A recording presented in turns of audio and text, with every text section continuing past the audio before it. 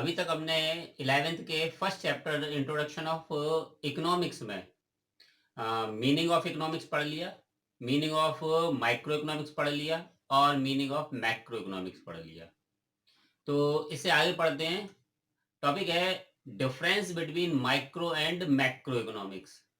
तो दोनों इकोनॉमिक्स की दोनों ब्रांचेस में क्या डिफरेंस है ये हम यहाँ जानेंगे। उससे पहले मैं आपको कुछ बताना चाहता हूँ। मैंने हर चैप्टर के जो डिफरेंट डिफरेंट टॉपिक्स हैं उसमें वीडियो बनाई है और उस वीडियो में आपको एक्सरसाइज क्वेश्चन मैंने डिस्क्रिप्शन बॉक्स में छोड़ रखे हैं, तो आप वहां से उन क्वेश्चंस को सॉल्व कर सकते हैं, जिससे कि आपको जो भी मैंने आपको पढ़ाया है वो आपको एक बार रिकॉल हो जाए। ठीक है, तो आप मेरा चैनल सब्सक्राइब करते रहिए और कीप वॉचिंग। तो स्टार्ट करते हैं difference between micro and macro economics. तो मैंने आपको बताया था micro economics is individual unit of an economy. तो जहां छोटा limited area of economic activities है वो माइक्रो इकोनॉमिक्स है, और जहां लार्ज एरिया है तो वो है मैक्रो इकोनॉमिक्स। तो क्या हो गया, it studies economy as a whole या होल यूनिट ऑफ इकोनॉमी, तो वो हो गया मैक्रो इकोनॉमिक्स। इसे इनकम थ्योरी और माइक्रो इकोनॉमिक्स को प्राइस थ्योरी बोलते हैं। मैक्रो इकोनॉमिक्स को इनकम थ्योरी बोलते हैं और माइक्रो इकोनॉमिक्स को प्राइस थ्योरी बोलते हैं। अब ऐसा क्यों करते हैं? क्योंकि माइक्रो इकोनॉमिक्स डिटरमाइन करती है price of the product and factor price with the help of its tool demand and supply. तो माइक्रो इकोनॉमिक्स के जो टूल्स हैं वो हैं डिमांड और सप्लाई, और उधर मैक्रो इकोनॉमिक्स क्या करती है? मैक्रो इकोनॉमिक्स को कहते हैं इनकम थ्योरी। अब वो क्यों कहते हैं? क्योंकि वो डिटरमाइन करती है इनकम, एम्प्लॉयमेंट एंड आउटपुट को, इसलिए इसे इनकम थ्योरी बोलते हैं। इसके जो मैक्रो इकोनॉमिक्स के जो टूल्स हैं वो है आपके एग्रीगेट डिमांड और एग्रीगेट सप्लाई। अब यहाँ एग्रीगेट का मतलब समझ लेते हैं। एग्रीगेट डिमांड और डिमांड में क्या डिफरेंस है?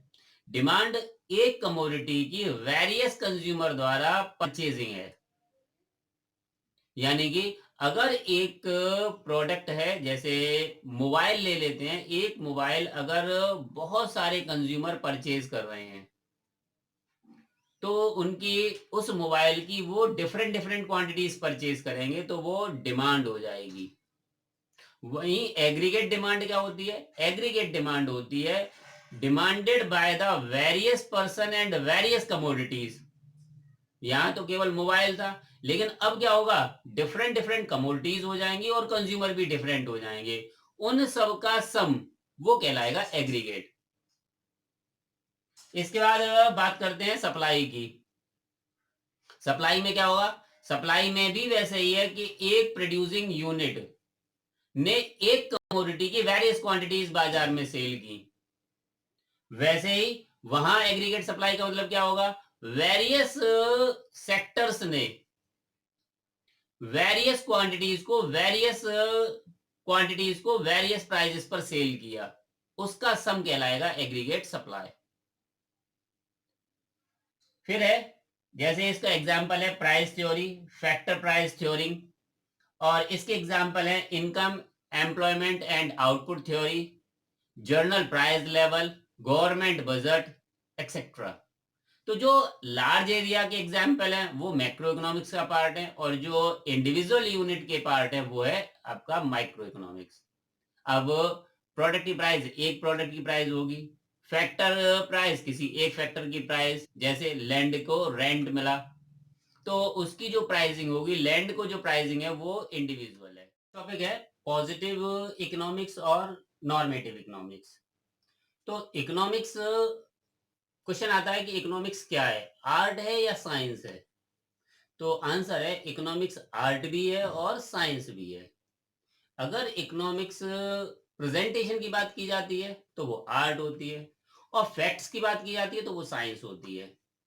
तो इकोनॉमिक्स एक साइड से आर्ट है और दूसरे साइड से साइंस है। अब आर्ट कैसे? कि जो एक कंज्यूमर के पास लिमिटेड इनकम है उसे वो इस प्रकार से खर्च करेगा जिससे कि उसे मैक्सिमम सेटिस्फेक्शन मिलेगा। तो इस बेसिस पर ये क्या हो गई, आर्ट हो गई। और साइंस क्या होता है, साइंस होता है सिस्टमैटिक नॉलेज ऑफ फैक्ट्स। अब इकोनॉमिक्स में सिस्टम यानी कि वो जो लॉज हैं, वो जो थ्योरीज हैं, वो सिस्टमैटिक हैं। तो इकोनॉमिक्स में भी लॉज हैं, इकोनॉमिक्स में भी थ्योरीज हैं। और साइंस में क्या होता है, रिलेशन होता है कॉज और इफेक्ट के बीच में। जैसे ग्रेविटी लॉ का एग्जाम्पल ले लेते हैं। तो कॉज क्या है, कॉज है ग्रेविटी। और इफेक्ट क्या है, इफेक्ट क्या है कि ऑब्जेक्ट क्या आएगा, नीचे आएगा। ऐसे ही इकोनॉमिक्स में कॉज प्रोडक्ट की प्राइस है, और इफेक्ट क्या है, इफेक्ट है चेंज इन डिमांड और चेंज इन सप्लाई। तो इकोनॉमिक्स एक साइड से साइंस और दूसरी साइड से आर्ट है।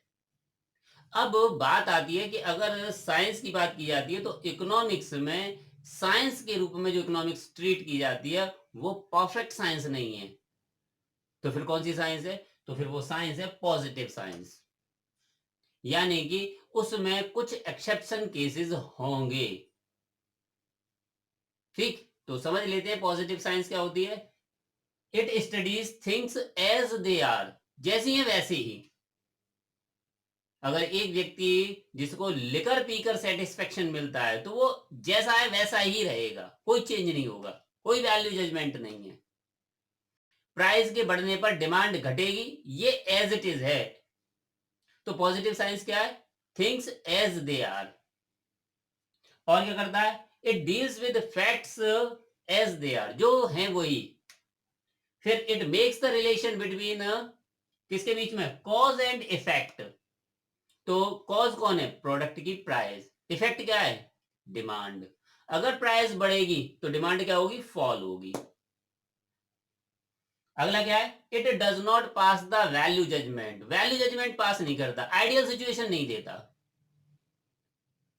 अब आइडियल सिचुएशन जैसे नेशनल इनकम बढ़नी चाहिए, अब ये तो पता नहीं कैसे बढ़ेगी, और ना ये बताया, ना ये थ्योरी है। तो यहां पर पॉजिटिव साइंस में ऐसी कोई थ्योरी होती है जो परफेक्ट होती है, जो रिलेशन बनाती है कॉज और इफेक्ट के बीच में, वो पॉजिटिव साइंस है। यहां वैल्यू जजमेंट पास नहीं होते। अगला क्या है, जैसे एग्जाम्पल के रूप में अभी मैंने बताया था आपको, theory of demand, theory of supply, factor price, product price, cost of production, बहुत सारे एग्जाम्पल हैं। आगे बढ़ते हैं, नॉर्मेटिव साइंस या नॉर्मेटिव इकोनॉमिक्स। ये क्या होती है, ये परफेक्ट साइंस नहीं होती, ये केवल केवल क्या करती है, ये सजेशन देती है, केवल सजेस्टिव होती है। जैसे it should be, it ought to be. तो यहां पर it does not make the relation between cause and effect, ये कोई रिलेशन नहीं बनाती, जस्ट केवल पास द वैल्यू जजमेंट। जैसे poverty should be removed, employment opportunity should be increased, GDP should be increased. अब क्या नहीं बता रहा, ये नहीं बता रहा कि how to increase, how to remove the poverty. ऐसा कोई भी मतलब कंडीशन नहीं है कि यहां पर ये सिचुएशन को एकदम क्लेरिफाई करके बताए कि हाँ भी ऐसे होगा। जबकि यहां पर क्या था कि प्राइस बढ़ी थी तो डिमांड घटेगी। यहां रिलेशन है और यहां कोई रिलेशन नहीं है, यहां वैल्यू जजमेंट नहीं है, यहां वैल्यू जजमेंट है। ओके, अभी हमने पढ़ा था माइक्रो इकोनॉमिक्स और मैक्रो इकोनॉमिक्स में डिफरेंस क्या क्या है। लेकिन माइक्रो और मैक्रो के डिफरेंसेस का साथ एक वो दोनों एक दूसरे पर डिपेंड भी हैं। Micro depends on macro and macro depends on micro. यानी कि अगर इंडिविजुअल यूनिट है तो उस इंडिविजुअल यूनिट की वजह से होल यूनिट है, अगर होल यूनिट है तो उससे इंडिविजुअल यूनिट हम पा सकते हैं। तो कैसे, एग्जाम्पल के रूप में समझ लेते हैं। पहला है aggregate demand depends on individual demand. यानी कि अगर एग्रीगेट डिमांड है तो एग्रीगेट डिमांड कैसे बनेगी, वो बनेगी सम ऑफ इंडिविजुअल डिमांड।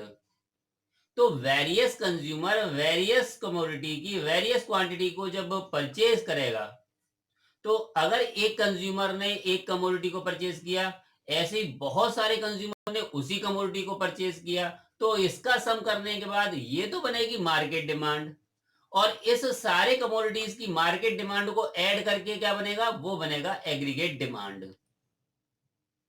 इसके बाद दूसरा है इनकम, यानी कि नेशनल इनकम। अब नेशनल इनकम किस पर डिपेंड करती है?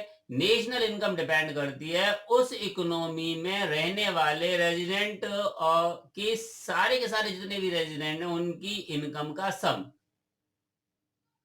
तो sum total of resident, that is called national income.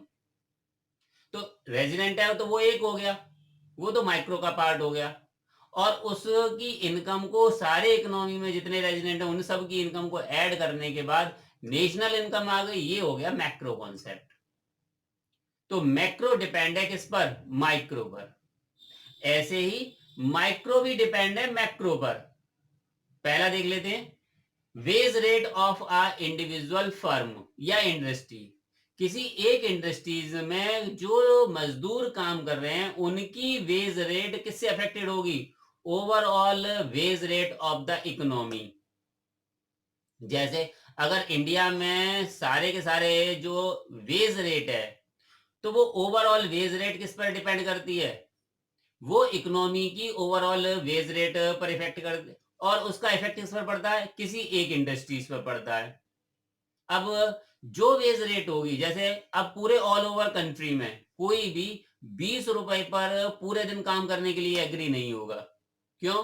क्योंकि ओवरऑल वेज रेट इस कंट्री की 20 रुपए नहीं है। जब ऐसा नहीं है तो फिर ओवरऑल वेज रेट जो होगी उसका एवरेज हमारे पास इंडिविजुअल वेज रेट के रूप में या एक इंडस्ट्रीज के रूप में मिल जाएगा। तो आमतौर पर अगर कोई भी वर्कर किसी भी इंडस्ट्रीज में काम करेगा, तो आमतौर पर उसकी जो वेज रेट होगी वो 300 टू 500 रुपीज होगी। और ऐसा इसलिए होगा क्योंकि ओवरऑल इकोनॉमी की जो वेज रेट है वो लगभग लगभग इतनी ही है, 300 टू 500।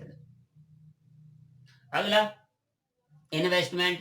किसी एक इंडस्ट्री का इन्वेस्टमेंट किस पर डिपेंड करता है? वो डिपेंड करता है इकोनॉमी की ओवरऑल इकोनॉमी में जो इनकम लेवल है उस पर डिपेंड करता है।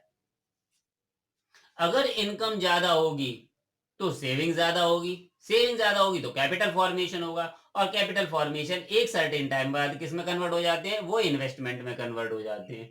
तो जितने ज्यादा इन्वेस्टमेंट होंगे उतनी ज्यादा इनकम जनरेट होगी, और जितनी ज्यादा इनकम जनरेट होगी उतने ही नए इन्वेस्टमेंट होते रहेंगे। तो किसी एक फर्म के द्वारा किया हुआ इन्वेस्टमेंट वो तो माइक्रो का पार्ट हो गया, लेकिन ओवरऑल इकोनॉमी में ये हुआ कब? जब ओवरऑल इकोनॉमी में इनकम लेवल और नए नए इन्वेस्टमेंट होने लगे, तब एक इंडस्ट्री में इन्वेस्टमेंट बढ़े।